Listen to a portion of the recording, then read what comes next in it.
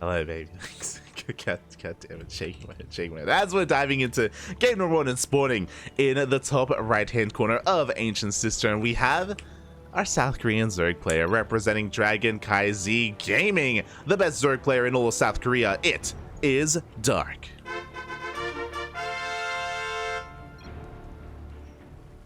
Oh, and spawning in the bottom left-hand corner, saying it's an honor to face him.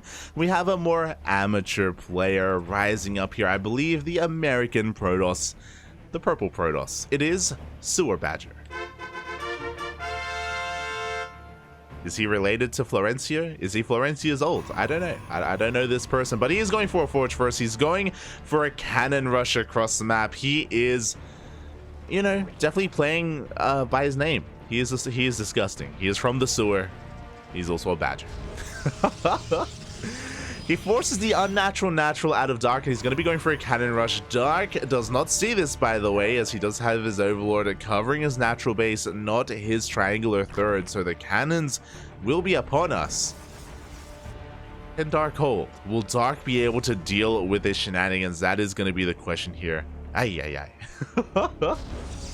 Cannons already going to be thrown down on the way. This is best case scenario, by the way, for SewerBadger. These cannons are not in a good position, don't get me wrong, but this is going to be a very delayed scout. The cannons are going to finish. Bearing in mind, this is not a gate forge. This is a straight up cannon rush. There is no transition point from here, no gases, no gateways. There is nothing other than cannons. And here we go. Dark doesn't even see the full pylon wall as well, so the cannons will finish. We're going to force a cancel. We're going to force a reaction. Oh, the drone tries to move down to the low ground, but again, Dark is walled off. We do have that cancel. Dark forces stay on one base. More cannons arrive. Now, the problem is that I like the start. Like, the cannons in the wall is good. I would love a transition.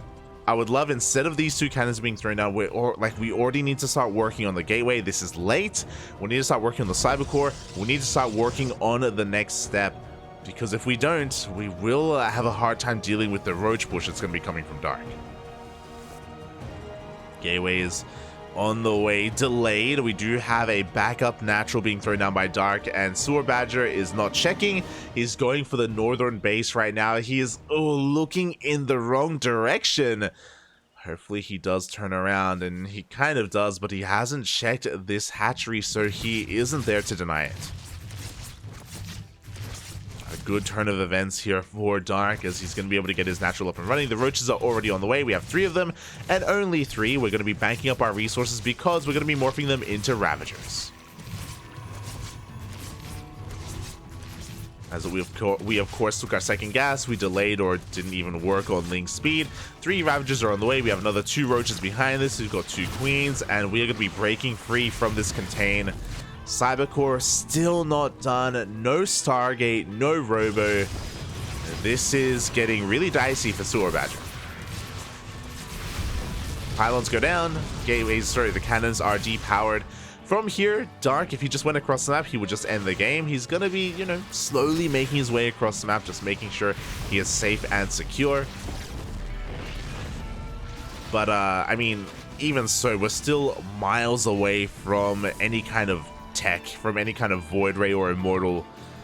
With only gateway units, we can't defend against this. And yeah, SewerBadger, it's almost like he started the cannon rush and he was doing damage, and he's like, what do I do now? He's like, it's like a dog that caught his tail. He's like, well, I caught it. I can't eat this. What do I do? What do I do now, Poppy? Now we have a Stargate on the way, but again, we delayed it in favor of a ninja base. I mean, it's just over. What else can I say? I mean, the pylon's going to be going down, the cannon as well. Stargate still not done, and by the time it finishes, we still have to make the Void Ray, still have to chrono it out. Soon the Ravagers are going to be able to bust into the main, and they may even deny the Stargate. So here we go, Ravagers are diving on in. Behind this, we're droning, we have our hatchery, we're just saturating our bases. Void Ray is on the way, but again, it's not going to finish. It's just a little bit too late. GG, well played, gets called, and Dark takes game number 1. Oh, GG. See no clue in the chat. He's from the sewer, but the worst thing is that he's a badger. True, Bobby, true. GG, well played. Again, a good start for SewerBadger, but the follow-up was lacking a little bit there from our Protoss player. Again, maybe not as experienced with that stage of the game, or maybe just, you know, he may be just cannon rushing for the first time. He may just be up against Dark. He's like, I gotta do something crazy. I gotta do something fancy. I'll cannon rush. But what do I do from there? Yeah, it could just be more of an inexperienced thing. It's possible. It's possible.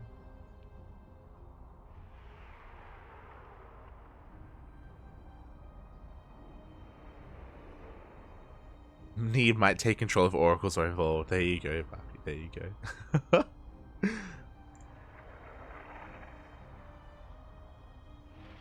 Oh, as it looks like Dark is asking for a minute, so we're gonna be giving him the time that he does require. Asking for a couple of minutes here before he gets ready. Gonna be getting some water, getting some food. All good, all good. Going to the bathroom. Oh. So the question is, what does SewerBadger do in game 2? Like, obviously he's playing this for fun, and I should emphasize that as well. SewerBadger, he's not a pro player. He's more of, again, a community member, and that's the great thing about KSL. It's very Olimo League-esque, and that's basically the idea of, there's this open tournament where the best of the best show up to play, and it's open to everyone. So if you're in the chat, doesn't matter who you are, if you're platinum, if you're diamond, if you're bronze, if you're unranked, you have the chance to play against your favorite players. You know, you can play against Maru, you can play against Hero, you can play against Dark. It's a random chance, but depending on the seeding, you could play against them, and that's just a lot of fun. You know, it's a lot of fun to be involved. I'll always remember, I used to sign up for Olima Leagues.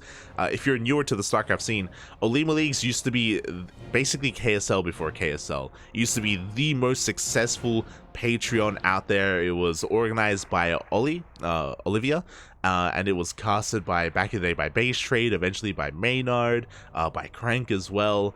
And it was this weekly tournament with a monthly finals that went for years. And the best of the best Koreans would play in it, and a lot of community members would sign up as well, you know, from Team Liquid, from the Twitch chat, myself included. A lot of the CranKy Ducklings like Kuro and Yaku and Steel Mold and Kata, we would all sign up and play. I always remember I ended up in a base trade against Keen. I was like Diamond 3 or something at the time. I was just like flooding links across the map. Keen was like killing me with Reaper Hellion, like little stuff like that. You know, it was a lot of fun. I'll always remember, like 3 weeks in a row, I hit Ryung as well. I became like quote unquote Ryung's practice partner, like a fun pet name. Yeah, you know, you can form bonds with these players and have a lot of fun. And hey, you can even get replays by playing against said player. You can even get replays of them and maybe learn from them if it's like a mirror matchup or something. Yeah, it's a lot of good fun. A lot of good fun. Oh, it's amazing. It's beautiful. It's beautiful. So yeah, shout out to SewerBadger. Again, not really too concerned with playing against pro players. More here for the experience. For the experience. Feels good, man. See Emperor Food in the chat. Yes, I can finally play I can finally watch some StarCraft. Oh, welcome, Papi. I know you've been very busy with work recently, so welcome back, Emperor Food. Welcome to the chat. Oh, Dark is the best Zerg for defending against Cannon Rush. So there you go. He's well practiced. Oh, I mean, he is the best Zerg player in Korea. I mean, let's be real, for a reason. And it looks like we are getting back into this. Dark has returned from his bathroom break. He is ready for some more disgusting Protoss. And spawning in the top left-hand corner of Neo Humanity, we have the South Korean Zerg player, the best Zerg player in all of South Korea, representing CranKy Z Gaming. It is Dark. And spawning in the bottom right hand corner, we have his opponent. We have the player who in a way kind of successfully cannon rushed his opponent, the North American Protoss. It is the SewerBadger.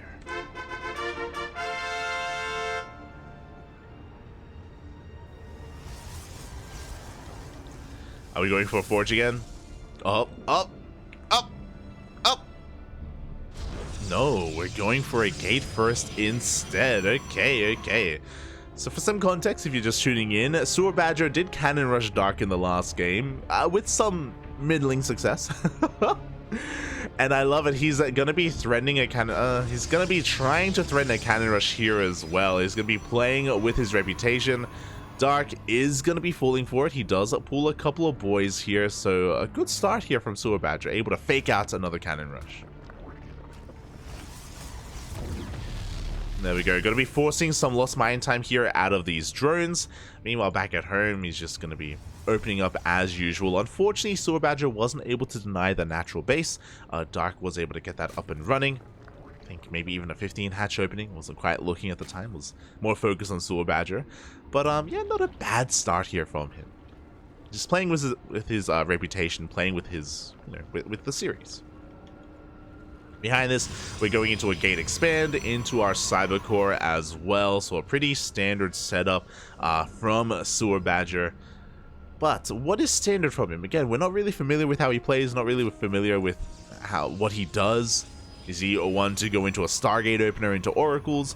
Is he one to go into something a little bit more old school, like I don't know, like a charge all in off of 2 bases, an Immortal Sentry, like Soul Train push?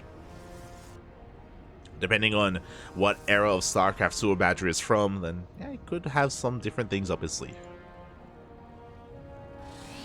For the time being, everything's looking quite normal. We have our first Adept on the way. The probe is across the map and is staying in the main, getting some great scouting, confirming we have pulled out a gas. We don't have a fast lair. We're not getting our second gas geyser either.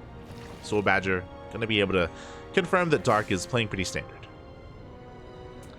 Dark's third base is going to be a little bit delayed here, but I think this is more of a safety precaution than anything. And there we go, the third is going to be thrown down. Ooh. Shield battery here, back at home. And really, I'm just going to be waiting here for the tech of choice. I'm going to be waiting for, whether it's going to be that Stargate. And Stargate is thrown down. So SewerBadger being a little bit inefficient here in a way where he delays his tech in favor of the shield battery, but he just wants to be safe, just wants to, be secure, wants to last as long as possible against Dark.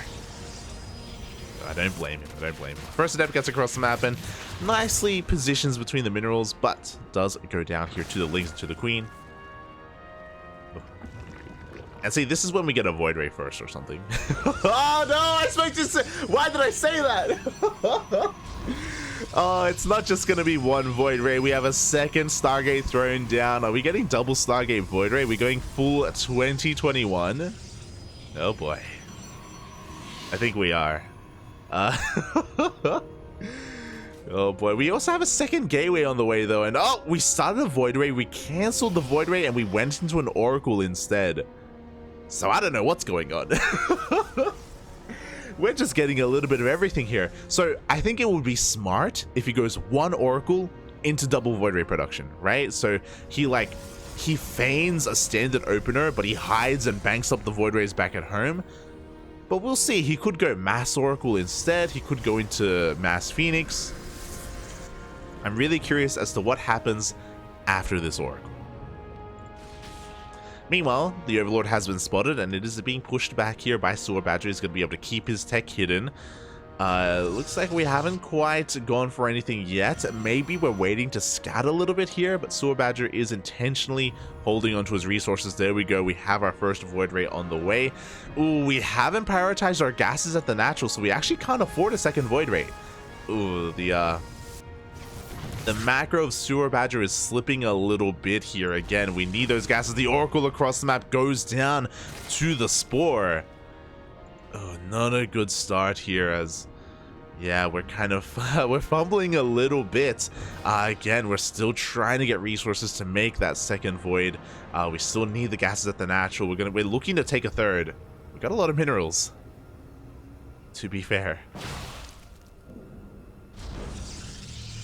Here we go. Hatchery is good. Sorry, Hatchery, what?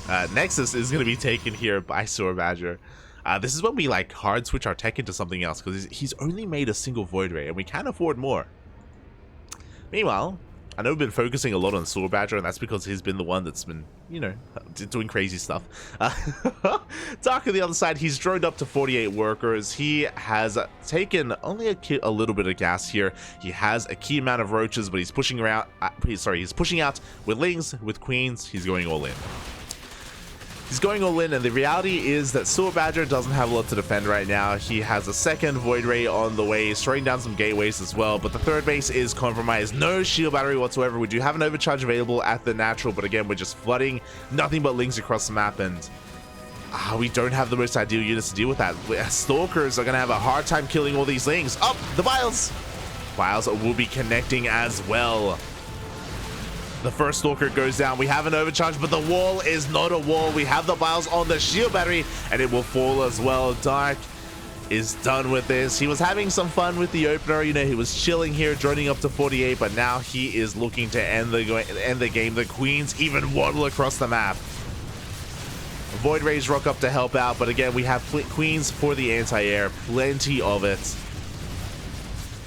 And shout out to SewerBadger again for participating in the tournament, for playing against an amazing player, and GG gets called. Dark takes a series 2-0. Oh, GG. Well played.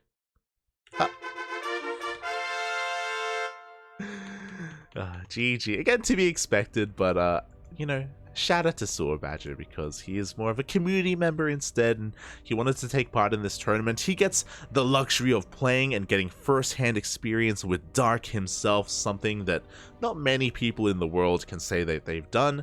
So GG, well played. He even says here in the chat, good luck in your next match. So he's wishing the best of luck to Dark as well, as Dark moves on in the bracket where he has an opponent ready and waiting. Let's go, Bobby. Let's go.